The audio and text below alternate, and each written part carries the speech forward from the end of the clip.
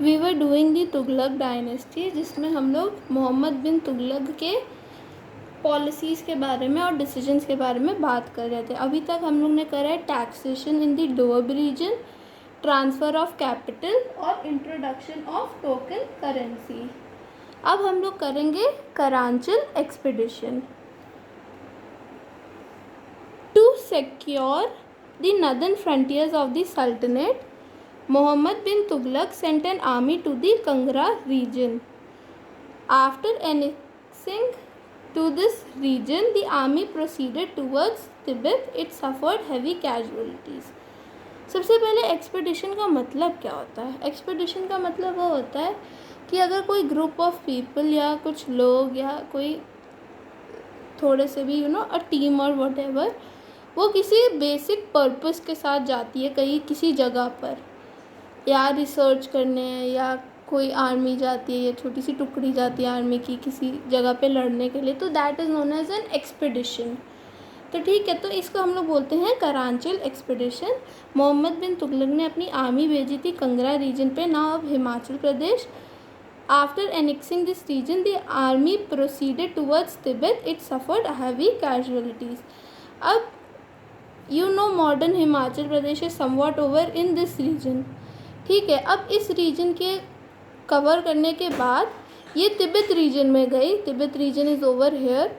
तो जब वो यहाँ से यहाँ पे गई, एज यहाँ पे हिमालयन रेंज है, तो हिमालय से क्रॉस करना एंड देन इतना विंटर, इस साइड पे बहुत सर्दी पड़ती है क्योंकि मेनली माउंटेनियस रीजन है और टेम्परेचर भी काफ़ी हाई है।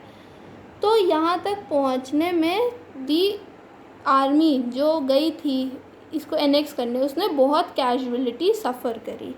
तो again this decision was not good for the army.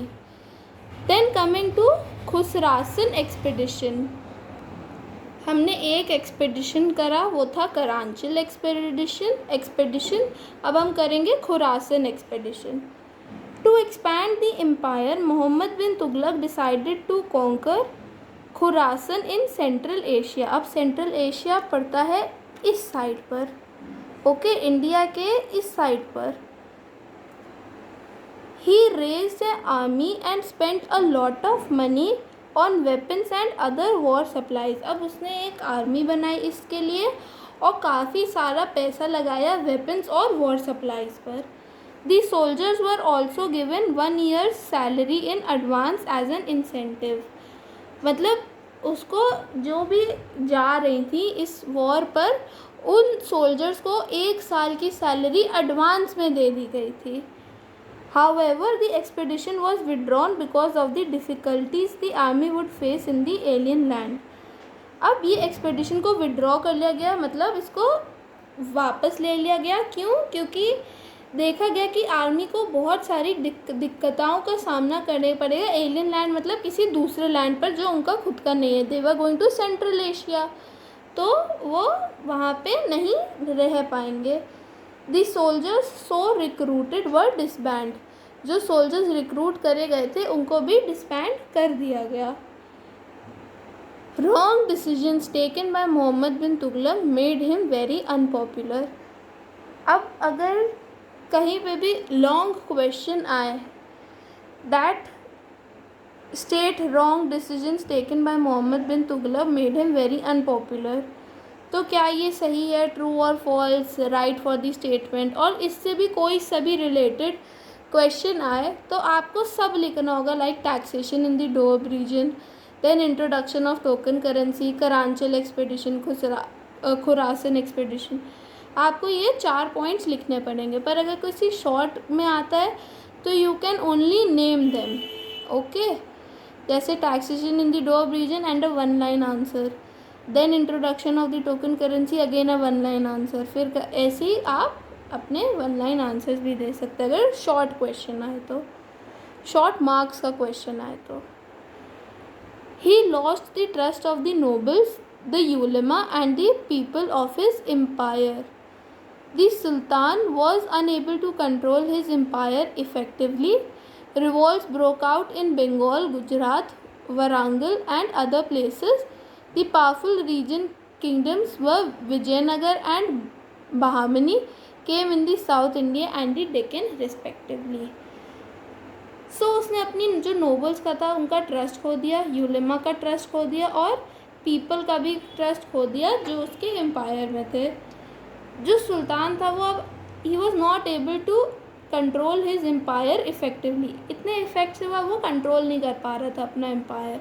उसका एम्पायर तो बहुत बड़ा था. रिवॉल्ट्स हुए बंगाल, गुजरात, वरंगल और कई और जगहों पर. 2 पावरफुल रीजनल किंगडम्स भी बने, विजयनगर और बहामनी में. हम ये इसके बारे में अगले चैप्टर में भी पढ़ेंगे. Came in South India and the Deccan respectively. Now before starting the next paragraph I would like all of you to learn these new words. सबसे पहला वर्ड है इख्तास, लैंड गिवन टू ऑफिसर्स. जो ऑफिसर्स को land दिया जाता था उसको बोलते थे इख्तास. यूलेमास किसको बोलते थे? Scholars of the Islamic learning. तो जो स्कॉलर्स थे जो इस्लाम को लर्न करते थे उनको यूलेमास बोलते थे. शरिया किसको बोलते थे? इस्लामिक लॉ को. टोकन करेंसी अभी जिसके बारे में हम पढ़ चुके हैं. Token of metals used as currency of a certain value. सिजदा, salutation by touching the ground with the forehead is known as sijda. Chalisa, a term of 40 individual Turkish nobles. A team of एक अगर 40 individuals की team थी Turkish nobles की उनको बोलते थे चलीसा. Caliph, supreme authority of the Muslims. हमने कई वर्ड्स करे भी हैं अभी पीछे. We have gone through these words. So एक बार आप अगर सारे वर्ड्स को अच्छे से लर्न कर लें तो that will be very good. Okay. So अब हम लोग ने तुगलक डायनेस्टी में मोहम्मद बिन तुगलक तक कर लिया है. अब मोहम्मद बिन तुगलक में मैं चाहूँगी कि आप फिर से वो जो टाइमलाइन थे उसको अपडेट करते रहें. ओके. तो आप गयासुद्दीन और मोहम्मद बिन तुगलक को उसमें इंक्लूड करें. ओके. और मोहम्मद बिन तुगलक में नेम आएगा विद द नेम ऑफ जौना खान. ओके. और साइड में आप इसके बारे में उस टाइमलाइन में लिख सकते हैं फेल्ड पॉलिसीज़ ऑल्सो, क्योंकि आपको ऐसे जब आप वो टाइमलाइन देखोगे तो आपको सबके बारे में सब कुछ पता रहेगा. तो आपको ये भी याद रहेगा कि मोहम्मद बिन तुगलक ने फेल्ड पॉलिसीज़ निकाली थी. Okay. So we will do till here only and start with Firoz Shah Tughlaq in the next video.